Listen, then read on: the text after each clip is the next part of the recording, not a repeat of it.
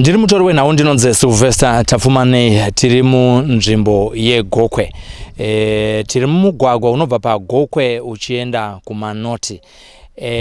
Nyaya iri panapa ndeyekuti pane vatasangana navo muno muGokwe, zvikuru sei kunharaunda ino yekumanoti kwatiri munzira yekuenda kumanoti. Vanoti ivo aiwa tinotenda kuti hurumende iri kutirangarira panyaya presidential input scheme, asi zvimwe zvinhu zviri kutadza kusvika nenguva kuvanhu vanenge vari muno muGokwe nekunzvimbo dzakasiyana siyana nekuda kwemugwagwa usina kugadzirwa zvakanaka. Vari kuti dai hurumende yatirangarirawo panyaya presidential input scheme kuti dzisvike kwatiri nenguva kana road ichinge yagadzirwa zvakanaka. Asi sezvazviri izvozvizvi tiri pabridge riri panapa rinonziro parutope.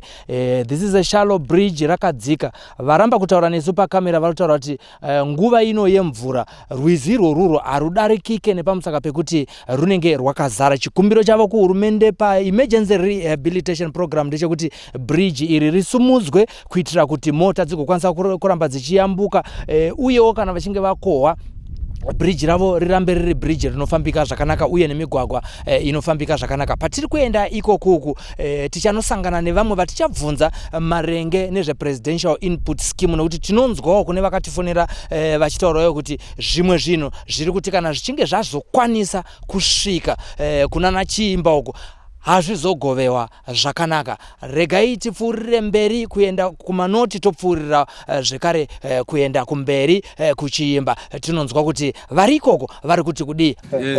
Yaane nguva yakadi yakamira zvakadai, so ndikuona kuti apa pane dhamu remvura. Saka kana iri nguva yekunaya munoita sei kuno? Kana iri nguva yekunaya totambudzika zvose sezvaita mota dzimwe dzotonyura.